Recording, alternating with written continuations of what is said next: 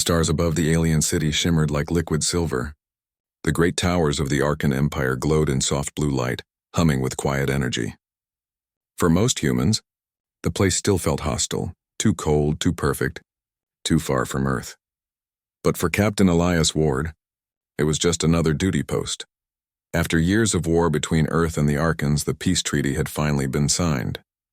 To prove goodwill, the Queen herself invited human engineers to help rebuild the energy grid that powered her palace. Elias was one of them, a quiet, hard-working man who preferred machines over politics. He didn't talk much about the war. He didn't boast about his medals or scars. He just worked, steady, precise, and alone.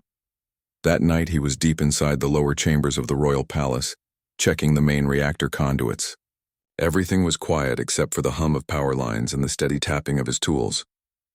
His helmet light cut through the darkness, revealing glimmering metal walls carved with alien symbols. Then suddenly, the lights flickered. The hum changed tone. He frowned. Something wasn't right. "Control, this is Ward," he spoke into his comm. "I'm detecting an energy fluctuation in Section 7. No response. Only static." He tapped the side of his helmet and sighed. Great. Elias turned a corner and entered the reactor chamber. What he saw froze him. The energy core was overheating and a strange distortion rippled through the air. Sparks danced across the floor. He quickly moved toward the control panel, trying to shut it down manually. Then he heard it. A scream. Not the mechanical kind. A human one. Or rather, not quite human. A voice high and melodic, filled with panic. He turned toward the sound and saw a figure trapped behind a fallen support beam. Flames were spreading fast. The air shimmered with heat. For a second, he hesitated. The figure was wearing royal white silk, the crest of the Arkan throne embroidered on her chest. His heart skipped. The Queen. Every rule, every protocol screamed for him to stop. Touching the Queen was forbidden. Humans were never to be near her alone. But none of that mattered. He dropped his tools and ran. The heat was unbearable. Metal bent under his gloves as he tried to lift the beam, but he didn't stop. The flames crawled up the walls. Sparks burned his uniform. With a groan, he pulled harder, the metal slicing into his palms. At last, the beam shifted. He reached under, grabbed her arm, and pulled her free. Her skin was cool to the touch, glowing faintly under the flickering lights. She was trembling, eyes wide with shock. "Can you walk?" he asked, his voice rough. She blinked, stunned by the sight of him. A human, soot-covered and bleeding, holding her as though she were fragile glass. No one had ever dared touch her before. He didn't wait for an answer. The alarms blared as the core overloaded. He scooped her into his arms and ran through the burning corridor. Explosions echoed behind them. Metal panels fell like rain. The guards outside turned in horror as he burst through the doors carrying the Queen. The blast wave followed them, throwing them both to the floor. Smoke filled the grand hall. Silence followed, stunned, heavy silence. The Queen slowly opened her eyes, coughing. She looked up at the man who had just saved her life. His uniform was torn, his hands blistered, his breathing ragged. He smiled faintly. "You're safe now, Your Majesty." She stared at him, at the human who had done what even her own guards feared to do. The guards rushed forward, shouting orders, pulling her away.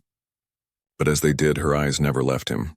There was confusion there, and something deeper. Gratitude, yes, but also wonder. That night, the incident spread through the palace like wildfire. The Queen was saved by a human. And though no one dared speak it aloud, a question began to whisper through every corridor of the Empire. Who was Captain Elias Ward? And why did the Queen's eyes tremble when she looked at him? When Elias woke the next morning, he was in a soft white room that smelled faintly of strange flowers. His arms were bandaged and faint light filtered through shimmering crystal windows. For a moment he thought he was dreaming. Then the door opened, and 2 royal guards entered, their silver armor gleaming. "Captain Elias Ward," one said in a deep voice. "The Queen requests your presence." Elias blinked. The Queen? He wasn't sure if that was good or bad. After all, he had broken half a dozen rules the night before. Touching her, carrying her, even entering forbidden areas. He had saved her, yes, but would the alien court see it that way? He stood, still sore, and followed the guards through long marble corridors. The palace was quiet. Too quiet. Every servant and soldier he passed gave him uneasy looks, some with anger, others with curiosity. No human had ever set foot this close to the throne. Finally, the great doors opened. Inside was a vast chamber filled with soft light and the scent of jasmine. The queen sat on a raised seat, her long white robes flowing like mist, her silver eyes calm but unreadable. Elias bowed slightly, unsure of the customs. "Your Majesty." She looked at him for a long moment before speaking. "You saved my life," he shifted uncomfortably. "I just did what anyone would do." Her lips curved into a small, almost amused smile. "No, not anyone." My own guards hesitated. "My people would rather let their queen die than break tradition. But you—" She paused, her voice softening. "You ran into fire." He didn't know what to say. He simply looked down at his bandaged hands, embarrassed. "You were in danger." "I didn't think about anything else." There was silence for a moment. Then the queen rose from her seat and slowly descended the stairs toward him. Her bare feet made no sound on the marble floor. Elias felt his breath catch. She was taller than he had imagined, graceful yet somehow fragile. "You are human," she said quietly, "and yet you did not fear the fire. Why?" He looked up and met her gaze. "Fear doesn't matter when someone needs help." Something in her eyes softened, a spark of emotion, rare and unguarded. She studied his face as though trying to understand something deep and invisible. "You speak of courage as if it is simple," she murmured. "Perhaps that is what makes your kind so dangerous and so fascinating." Elias didn't know what to make of that. He simply stood there, unsure whether he was being praised or warned. Then she did something that made the guards behind her stiffen. She stepped closer, so close that he could see the faint glow under her skin, like light moving through glass. "From this day," she said, "you will remain here in the palace, as my guest, and as my teacher." "Teacher?"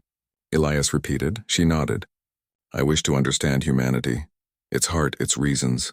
You will answer my questions, and in return I will teach you our ways." He hesitated.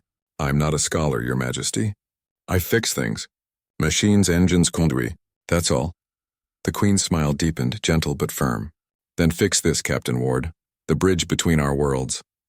He didn't know how to refuse her. He didn't even want to. From that day forward, Elias was summoned often to her chambers. At first they spoke of duty, of rebuilding, of technology, of treaties. But as days passed, the talks changed. She asked him about laughter, about love, about Earth's oceans and human childhood. She listened like a child hearing a bedtime story, her silver eyes soft with wonder. Sometimes when he spoke, she would smile, a real, quiet smile that few had ever seen. Other times she would grow thoughtful, silent for minutes, as though comparing his words with the cold laws of her own empire. For the first time in years, Elias found peace in someone's company, and for the first time in her long reign, Queen Seraphine felt warmth where duty had once ruled her heart. But beyond those quiet walls, whispers began to spread through the palace. The queen spends her night speaking with the human. The fire changed her. She looks at him differently. And though neither of them spoke about it, both Elias and the queen knew something was beginning between them. Something far greater than an incident, something neither could ignore. Weeks passed since the accident, and the royal palace no longer felt the same. The great halls that once echoed with silence now carried the faint sound of laughter, soft human laughter that did not belong there. Captain Elias Ward had become a familiar figure within the Queen's circle. He still wore his plain engineer's uniform, but now he walked beside the Queen herself during her evening walks through the crystal gardens. To the servants and nobles, it was a strange sight, a human, walking next to their Queen as if he belonged there. It started with whispers. The Queen speaks to the human every night. She smiles when he enters the room. She lets him speak freely. No one else is allowed such a thing. Arkan nobles did not understand. Their queen had always been distant, her words heavy with duty and law. But around Elias she was different, lighter, almost human. Every evening they sat together near the great window that overlooked the shining city. The sky glowed in hues of violet and gold as twin moons rose above the horizon. Elias often told her stories from Earth, tales of oceans that stretched beyond sight, of mountains covered in snow, of children playing in the rain. The Queen listened with quiet wonder. Your world sounds so alive, she said one evening. Our people have forgotten such simple joy. He smiled softly. Maybe peace will bring it back. She turned to him then, her expression tender. You speak as if peace is easy. My council believes peace is weakness. They think kindness leads to ruin. Elias shook his head. Kindness is strength, Your Majesty. It takes more courage to forgive than to fight. She was silent for a long time, watching him with unreadable eyes. You speak like a king, she finally said. He laughed softly. I'm just an engineer. But that night when he left the chamber, the queen found herself still hearing his voice. His words stayed with her long after he was gone. Strange, warm, unsettling words that made her question everything she had been taught. In the following days, tension grew among her advisors. The council of elders gathered in secret chambers, their faces tight with anger. This cannot continue, one said. The people whisper that the queen favors a human. He has bewitched her, another hissed. It is dangerous. She must be reminded of her duty. They tried to warn her. They spoke of tradition, of pride, of the throne's honor. But she listened in silence, her gaze cold as ice. When they were done, she said only, He saved my life. I will not turn him away. Her words spread through the palace like fire. To some it was a sign of strength. To others, a betrayal. One night, as Elias worked late repairing a power conduit, he noticed shadows watching him from the corners of the hall. Guards who once nodded in respect now looked at him with quiet hatred. Servants whispered and went silent when he passed. He wasn't a fool. He could feel the growing resentment. When he returned to his quarters, he found a message waiting. Handwritten, sealed with royal wax. Come to the west balcony. Tonight, he went. The queen stood there alone, her silver hair glowing in the moonlight. For a moment, neither spoke. They don't like me being near you, he said quietly. I know, she replied. They say I've forgotten my crown. Maybe they're right, he murmured. I don't belong here, Your Majesty. You have a world to rule. I'm just a guest, and maybe I've overstayed. Her eyes softened. Do you regret saving me? He looked at her, the wind lifting her hair, the moons reflecting in her eyes. Never, he said. But I don't want to be the reason you suffer. The queen stepped closer, her voice low, trembling with something she didn't understand. You are not the reason I suffer, Elias. You are the reason I feel alive. For a long moment, the world was silent, only the sound of distant waves and the hum of alien wind. In that silence, something unspoken passed between them, fragile, dangerous, and real. The queen knew that keeping him close would bring conflict. The council would fight her people might turn. But still, when she looked into his eyes, she knew she would not let him go, because the fire that began as an accident had already reached her heart. The palace that once stood as a symbol of peace now trembled under the weight of fear. Rumors of rebellion filled the air. Some of the Archon generals, proud and cruel, refused to accept the queen's new path. They whispered that her kindness toward the human had weakened her. They called her unfit to rule. At first, the queen ignored them. She had lived through countless challenges. This, she believed, would pass too. But soon the whispers turned into action. Small explosions shook the outer walls of the city. The queen's advisors brought her urgent news. A group of officers had turned against the throne. They call themselves the Purifiers, said one general grimly. They want to remove all human influence, starting with Captain Ward. The queen's eyes hardened. They dare threaten my guest? Not just your guest, the general said carefully. They think he controls you. That evening, the queen stood before her window looking over the glowing skyline. Her hands trembled slightly. For the first time in many years, she felt fear. Not for herself, but for him. When Elias entered the room, she turned quickly, trying to hide the worry in her face. You shouldn't have come, she whispered. He frowned. Your guard said you called for me. She hesitated, then spoke softly. There's danger, Elias. A group has turned against me.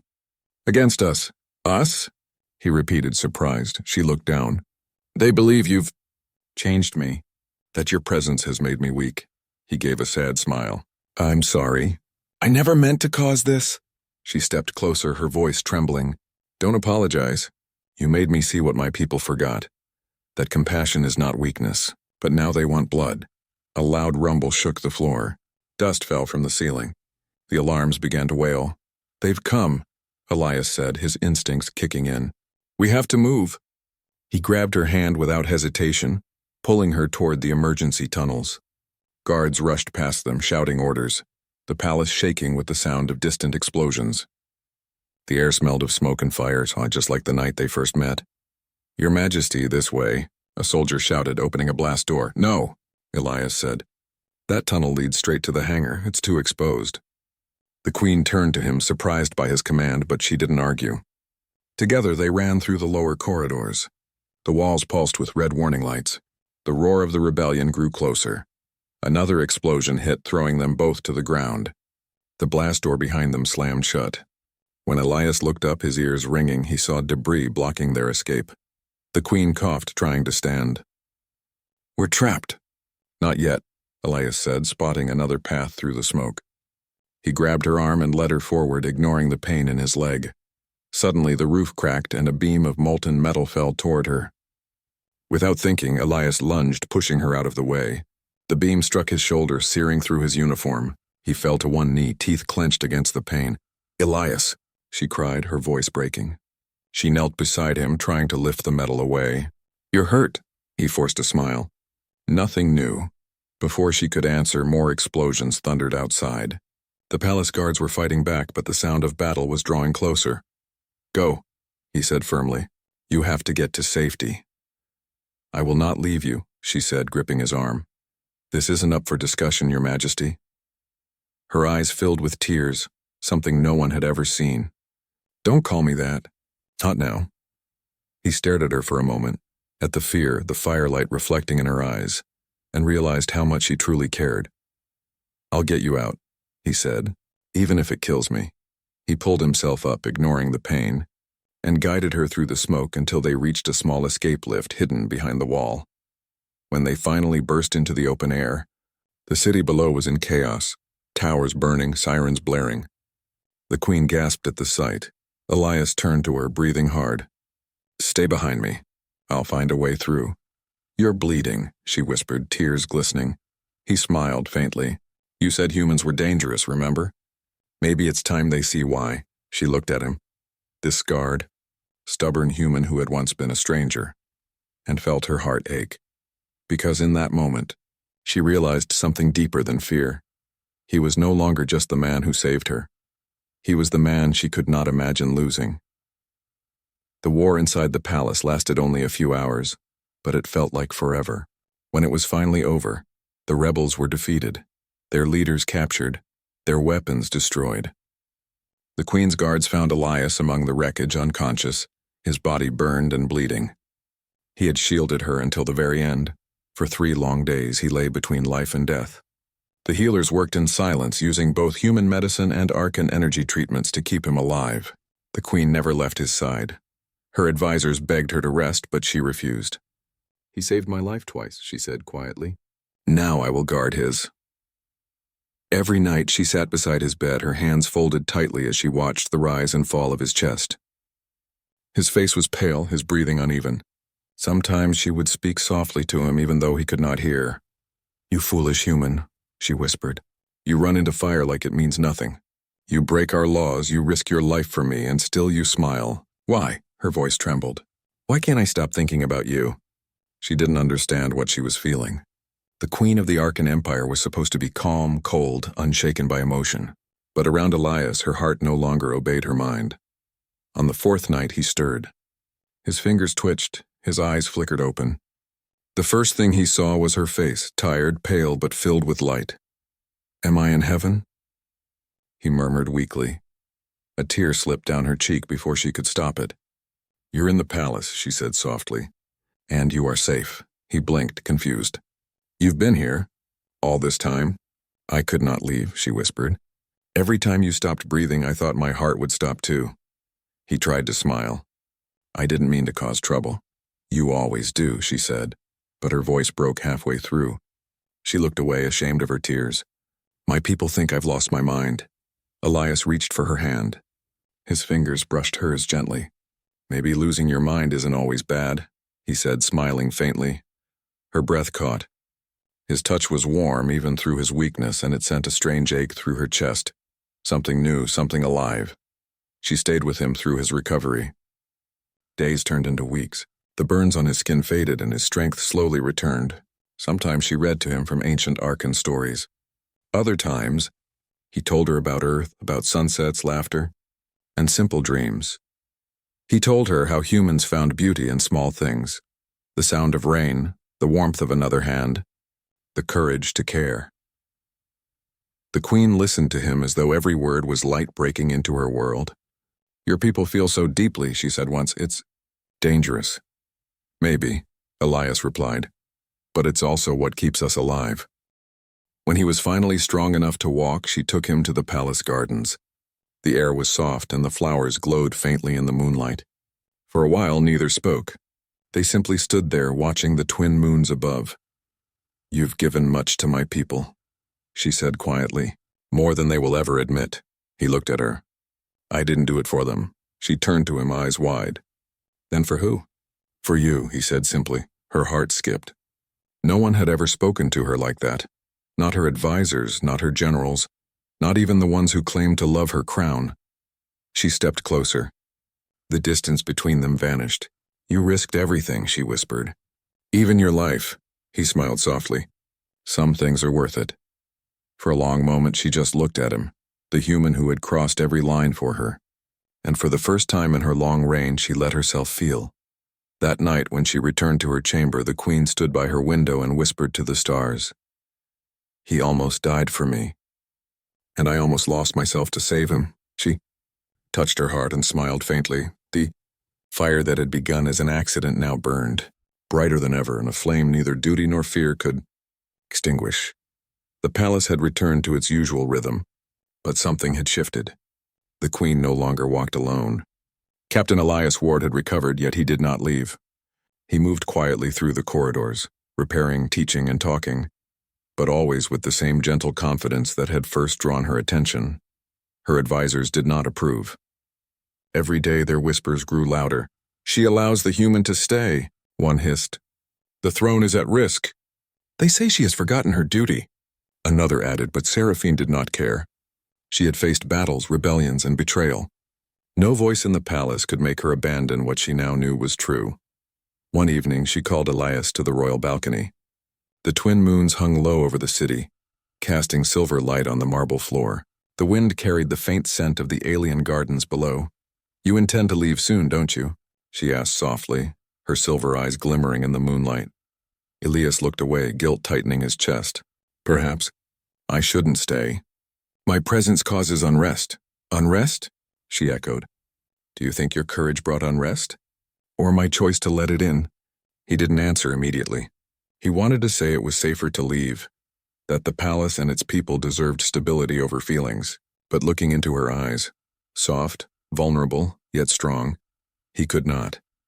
"I don't want to leave," he admitted finally. "But I don't want to be the reason you're torn between your people and me." Her hand found his, delicate and warm. She held it as though it anchored her heart. "Elias, I've ruled this empire for decades. I have made hard choices before, but no choice has ever felt as alive as this one." He looked at her, unsure. "You mean staying with me?" She nodded. "Yes, you taught me that courage is more than weapons. That compassion is not weakness. You showed me what it means to live, to feel, to care, and now I want you by my side, not as a guest, not as a savior, but as someone I cannot imagine being without." Elias felt his heart tighten. He had never expected this. Humans often feared love, feared attachment, but here it was, raw and undeniable, staring back at him from alien silver eyes. He started, but words failed him. "You don't need words," she said softly. "Your actions already speak louder than any language. You risked your life for me twice. You endured pain, silence, and judgment, and yet you stayed." He swallowed, feeling the weight of her trust, her vulnerability. I only want you safe, Seraphine." Her eyes glistened with emotion. "Then stay. Not out of duty, not because I ask, but because you want to. Stay beside me every night if you wish. Let us face the world together."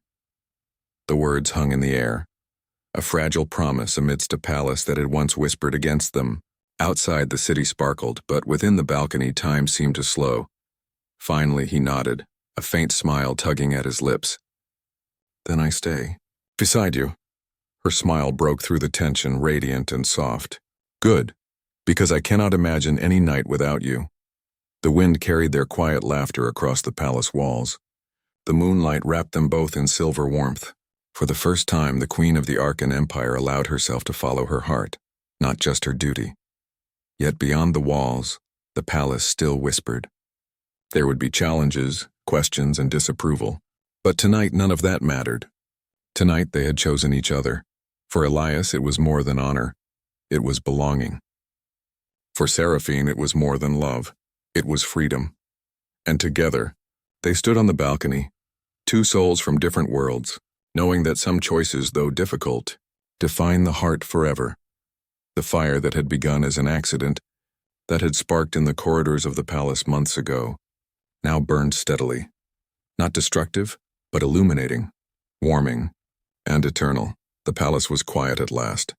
The whispers and threats had faded, scattered like leaves on the wind. The city below glimmered with calm light, the chaos of rebellion now a memory. But within the walls a new story had begun, one written not with power or law but with courage, trust, and heart. Elias walked through the palace corridors, his steps soft on the marble. He carried no tools tonight, no orders, no obligations. He was just a man, weary, but alive. And he had learned that sometimes being human was the greatest strength of all. At the top of the tallest tower, the queen waited. Silver hair cascaded down her shoulders, glowing faintly under the moonlight. She had removed her formal robes and now wore simple attire, her posture relaxed but proud. When she saw him, a small smile touched her lips, the smile that had haunted his dreams for months. You came, she said softly.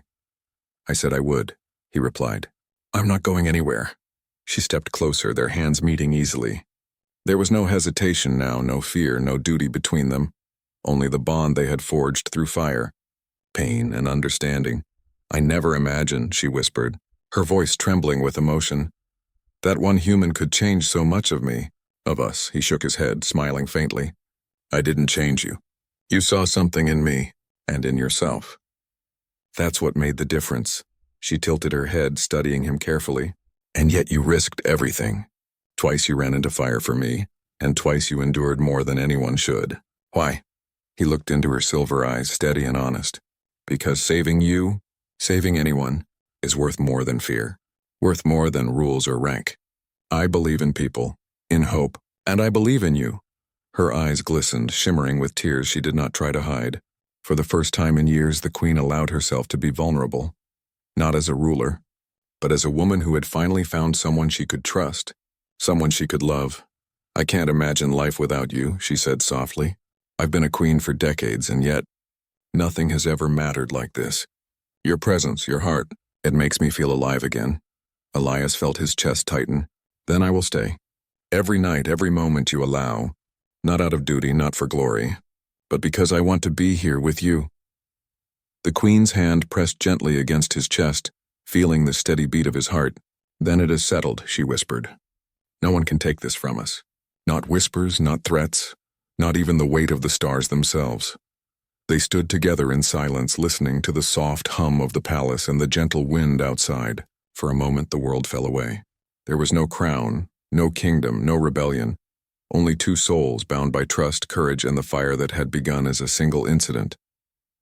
Finally, she spoke again, her voice filled with quiet joy. I want you beside me every night. Not as a guest, not as a hero, but as my equal, as the one I trust with my heart. Elias smiled, brushing a hand gently across her cheek. And I want the same, always. The moons cast silver light across their faces, reflecting in their eyes, illuminating the unspoken promise between them. The city below glowed like a sea of stars, peaceful and eternal. In that moment, the queen and the human engineer, from two different worlds, two different lives, knew a truth stronger than any law or custom. Sometimes courage and kindness are more powerful than armies, more enduring than thrones, and more binding than any oath. Elias and Seraphine did not speak again that night. Words were no longer needed. They stood together, hand in hand, watching the horizon, hearts beating in unison. The fire that began as an incident had become a flame of love, respect, and hope, one that would burn brighter than any star in the galaxy. And in the quiet of the palace, beneath twin moons and endless sky, the queen whispered softly, almost to herself, "It began as an incident, yet now I cannot imagine a night without him beside me." Elias pressed his hand over hers and smiled, and for the first time both human and queen knew, together, they were unstoppable. The night held them, the stars watched over them, and the universe seemed to pause, honoring the courage, the heart, and the bond that had changed everything.